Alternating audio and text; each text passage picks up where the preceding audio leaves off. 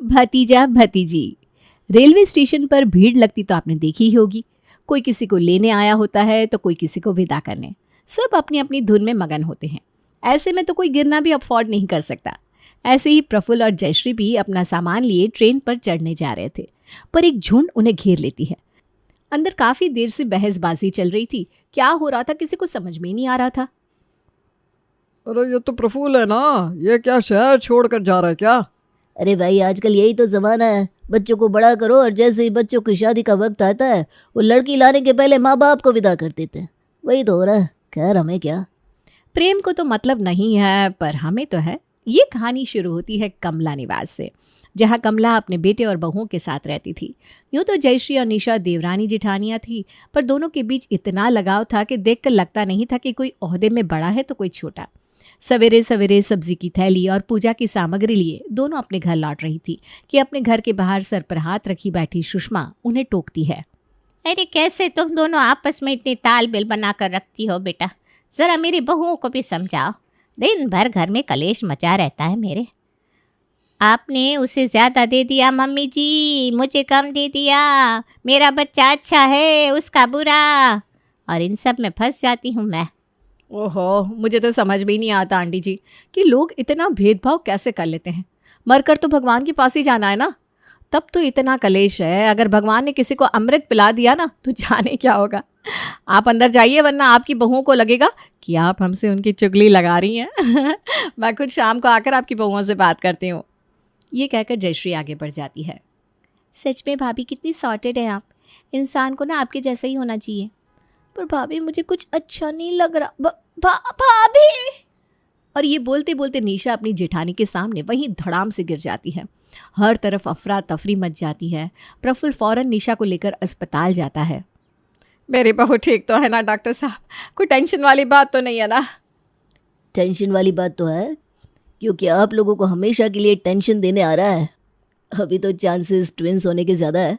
आगे जाकर दोनों मिलकर एक हो जाए तो पता नहीं, पर फिलहाल के लिए मेरे तो हिसाब से ट्विंस है। डॉक्टर की बात सुनकर कमला खुश तो होती है, पर अपनी बड़ी बहू का चेहरा देखकर ज़रा टेंशन में भी आ जाती है। क्या निशा प्रेग्नेंट है? पर जयश्री बहू अभी तक तो आप मेरी फिक्र क्यों कर रही हैं मम्मी? भगवान को जब मुझे बच्चा देना होगा वो दे देंगे। अब ये ज़रूरी तो नहीं ना कि पहले माँ जिठानी ही बने। पर लोग तो सवाल उठा देंगे ना बेटा। उन्हें क्या पता कि तुम दोनों की शादी में सिर्फ 1 साल का अंतर है। मम्मी जी, लोगों को पता नहीं तो वो तो बोलेंगे, पर आपको तो पता है ना। आप क्यों टेंशन ले रही हो? घर में नन्हे मेहमान आने वाले हैं, वो भी 1 नहीं 2-2। आप तो इस बात की खुशी मनाइए। मैं तो आज पूरे दिन अपनी देवरानी के साथ रहने वाली हूँ, क्योंकि कल से मंडे है और वही स्कूल जाना, वही बच्चों को संभालना, फिर टाइम कहाँ मिलेगा मुझे। अगली सुबह 4 बजे उठकर ही जयश्री सभी के लिए नाश्ता बना देती है और अपना टिफ़िन भी पैक कर लेती है। ऐसे ही बज जाते हैं 6। फिर जाती है जयश्री तैयार होने। निशा की भी नींद खुल जाती है और वो रसोई में जाती है, पर रसोई में कुछ करने के लिए होता नहीं है। भाभी भी ना हद करती है। काम खत्म करने के लिए जल्दी उठ गई होंगी, ऐसे तो उनकी तबीयत खराब हो जाएगी। बड़ी माँ बनने वाली हूँ मैं, तो तू मुझे मत समझा कि मुझे क्या करना है क्या नहीं। 2 नन्हे जान है तेरे अंदर, क्या ज़रूरत थी तुझे सुबह उठने की? तू आराम कर सके इसीलिए तो सारा काम निपटा दिया मैंने। तू चल रसोई से बाहर, सब कुछ कर दिया है मैंने। तुझे अगर कुछ करने का मन हो तो दोपहर में दाल चावल बना लेना। अब जा और नींद ले। 4 बजे तक स्कूल से लौट आऊँगी मैं, फिर बाकी सब भी देख लूँगी। अपनी जेठानी की बातें सुनकर निशा की आंखें भर आती है। वो अपनी जेठानी के गले लग जाती है। कल रात को ही मम्मी से बात हो रही थी मेरी। मम्मी कह रही थी बेटा तुम अपने मायके आ जाओ। ऐसी हालत में शरीर को आराम की बहुत ज़रूरत होती है। ससुराल में आराम कहाँ मिलेगा तुम्हें? अब कोई मेरी माँ को बताए कि मेरी जेठानी मेरी बहन जैसी है। अपना बच्चा तो मैं ससुराल में ही करूँगी। भाभी, आपकी आंखों के सामने। सगी बहन की तरह जयश्री सुबह उठकर सभी का काम करती, फिर स्कूल जाती, स्कूल से आने के बाद घर का काम करती, बच्चों को ट्यूशन पढ़ाकर रात का डिनर बनाती और तब जाकर कहीं सोती। इस तरह 9 महीने पूरे हो जाते हैं और निशा एक लड़का और एक लड़की को जन्म देती है। बच्चों की जन्म की खुशी में कमला निवास में पार्टी रखी जाती है। इतना भाग भाग कर काम कर रही है तू अपने देवरानी के बच्चों की होने की खुशी में। तुझे लगता है क्या कि तेरी प्रेगनेंसी में भी तेरी देवरानी तेरे लिए इतना ही करेगी? बिल्कुल भी नहीं। इसके बाद तो हो जाएगा ना कि मम्मी जी मैं अपने बच्चों को संभालूं या भाभी की सेवा करूं।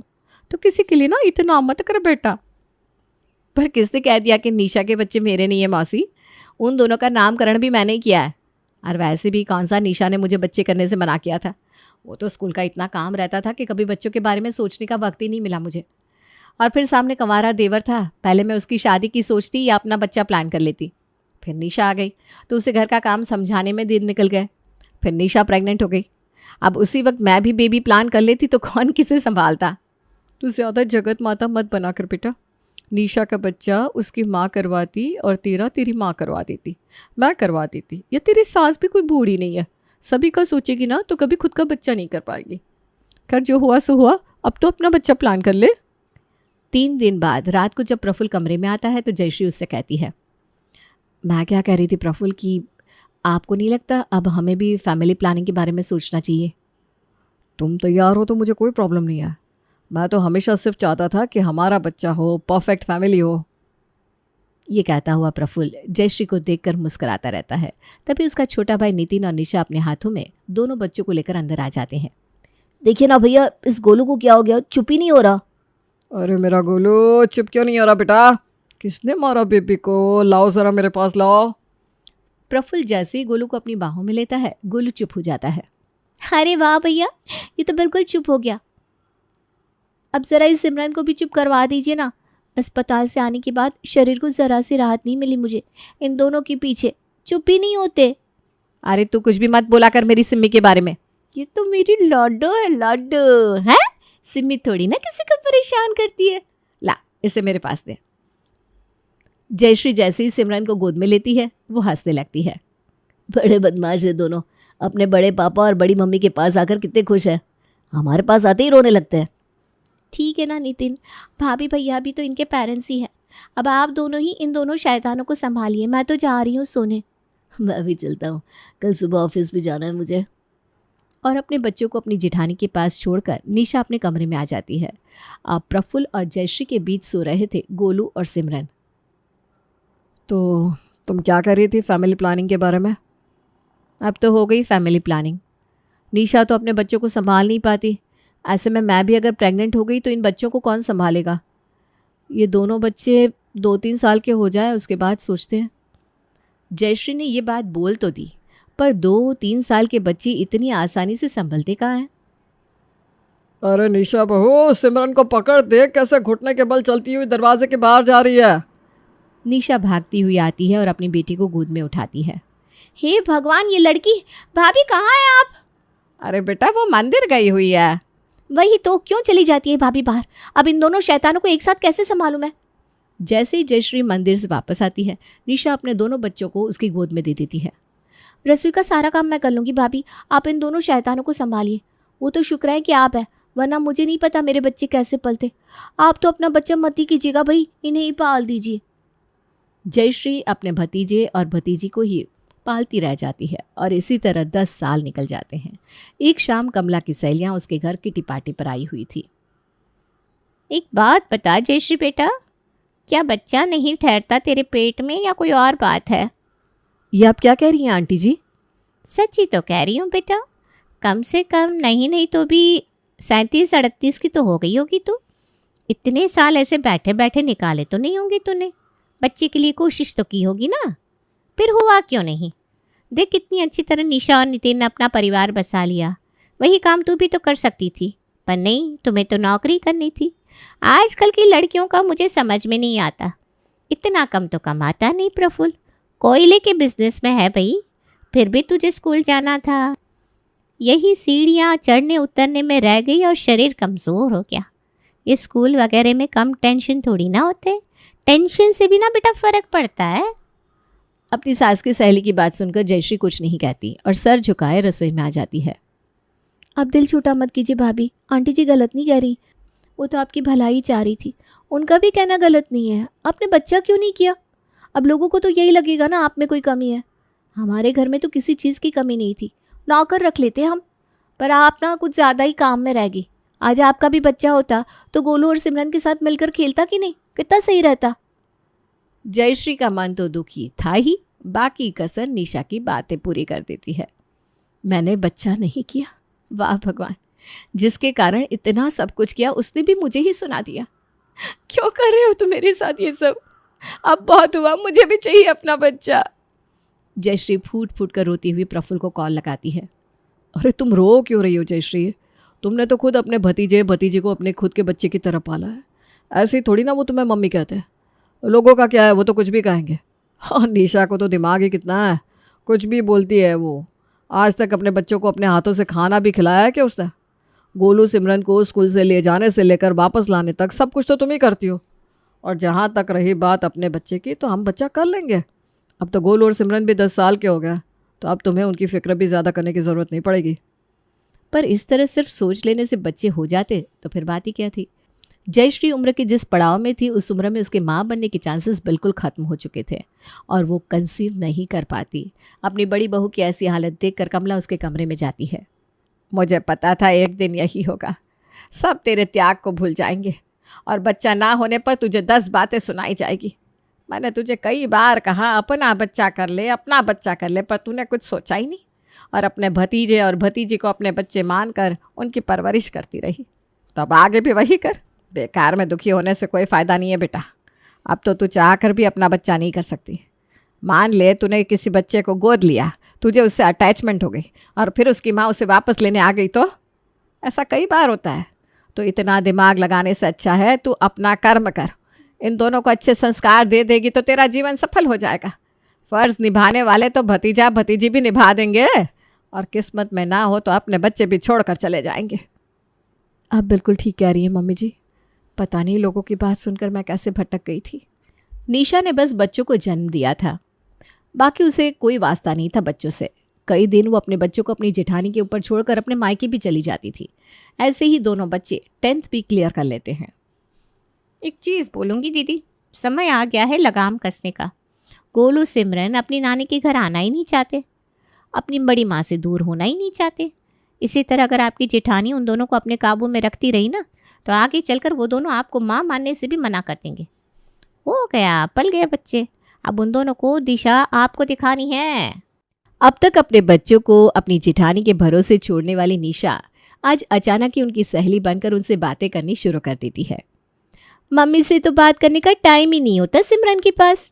कोई बात नहीं, छिपा लो मम्मी से, पर मुझे पता है तुम्हारे क्लास में एक लड़का है जो तुम्हें बहुत पसंद है। तेरे बोलो ना मम्मी, बड़ी मम्मा ने सुन लिया तो। अरे तेरी बड़ी मम्मा ना सिर्फ डांटना जानती है सभी को, तू उनका रहने दे। तेरी दोस्त तो मैं हूँ, मुझे बताया कर अपने मन की बातें। और गोलू, ये ले 15,000 रुपये तेरे क्रिकेट किट के लिए। तुझे चाहिए थे ना क्रिकेट किट, जा जी ले अपनी ज़िंदगी बच्चा। और इस तरह धीरे धीरे निशा अपने दोनों बच्चों को अपनी तरफ करना शुरू कर देती है। कुछ साल बाद दोनों पढ़ने के लिए बाहर चले जाते हैं। आज पूरे 6 साल बाद नौकरी हासिल करने के बाद गोलू और सिमरन वापस अपने घर लौटते हैं। दोनों को दरवाजे पर देखते ही जयश्री और प्रफुल्ल भागकर उनके पास जाते हैं। कैसी है तू बेटा? मैं अच्छी हूँ बड़ी माँ, मम्मी कहाँ है? मम्मी, तेरी मम्मी कमरे में है बेटा। चलो सिमरन, पहले मम्मी से मिल लेते। बेचारी हमसे मिलने के लिए कितनी बेकरार होगी। और गोलू और सिमरन सीधा अपनी माँ के पास चले जाते हैं। ये सब देखकर कलेजा जलता है कमला जी। क्या कुछ नहीं किया जयश्री ने इन दोनों के लिए। कितने सालों से इनके लौटने का इंतज़ार कर रही थी और ये लौटे तो कैसे। कुछ दिन बाद सभी खाने पर बैठे हुए थे कि सिमरन की शादी की बात निकलती है। ग्रैंड शादी करवाऊंगा मैं अपनी बेटी की, ग्रैंड शादी। बिल्कुल, ऐसी शादी होगी कि सभी देखते रह जाएंगे। बोलना तो नहीं चाहिए भैया, पर ये सब ना बोलने की बातें हैं। अब इनके जेब में भले ही फूटी कौड़ी ना हो, पर बोलते हैं ऊंची ऊंची। ये इतना कमाते ही कहाँ है कि ग्रैंड शादी कर सके अपनी बेटी की। अरे तो हम है ना। पर आप लोग क्यों ही सिमरन की शादी पर खर्च करेंगे भैया, और किया भी तो उसकी गिनती एहसान में होगी, और एहसान हमें चाहिए नहीं। अरे एहसान किस बात का? भाभी, आप तो अपनी संपत्ति अपने भाई के बच्चों को देकर जाएंगे।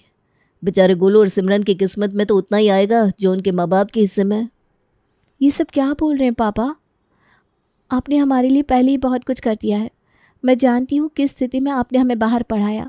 यहाँ लोगों के पास पैसे की कमी नहीं थी, पर कोई मदद करने नहीं आया। मदद करने तो आप आए थे। सबकी असलियत जानती हूँ मैं। आप 2 जोड़े में भी भेजोगे मुझे तो वो मेरे लिए ग्रैंड ही होगा। घर के ऐसे माहौल को देखकर प्रफुल्ल और जयश्री अपनी प्रॉपर्टी के पेपर्स को कमला के हवाले कर अपना सामान बांधकर किसी से बिना कुछ कहे घर से निकल जाते हैं। ये अच्छा है, हम आए और बड़ी माँ चली गई। इतनी जलन हमसे, या फिर शायद सच बर्दाश्त नहीं हुआ होगा। जल्दी होती तो अपने घर का हिस्सा और फिक्स डिपॉजिट तुम दोनों के नाम नहीं करती। बचपन से उसने तुम दोनों को अपने बच्चों की तरह पाला, पर जब तुम दोनों लायक बने तो अपनी यशोदा माँ को ही भूल गए। कमला जैसे ही हकीकत गोलू और सिमरन के सामने लाती है, दोनों फूट फूट कर रोने लगते हैं। प्रॉपर्टी के पेपर्स देखकर निशा भी शर्मसार हो जाती है। सभी बिना देर किए स्टेशन पर जाते हैं और जयश्री और प्रफुल्ल के पैरों पर गिर जाते हैं। माफ़ कर दीजिए भाभी हमें, ये हमारे बच्चे नहीं है आपके। मान जा बहू। जयश्री गोलू और सिमरन को गले लगा लेती है और आगे पूरे जीवन जयश्री के भतीजा और भतीजी उसके बेटे बेटी होने का फ़र्ज़ निभाते हैं।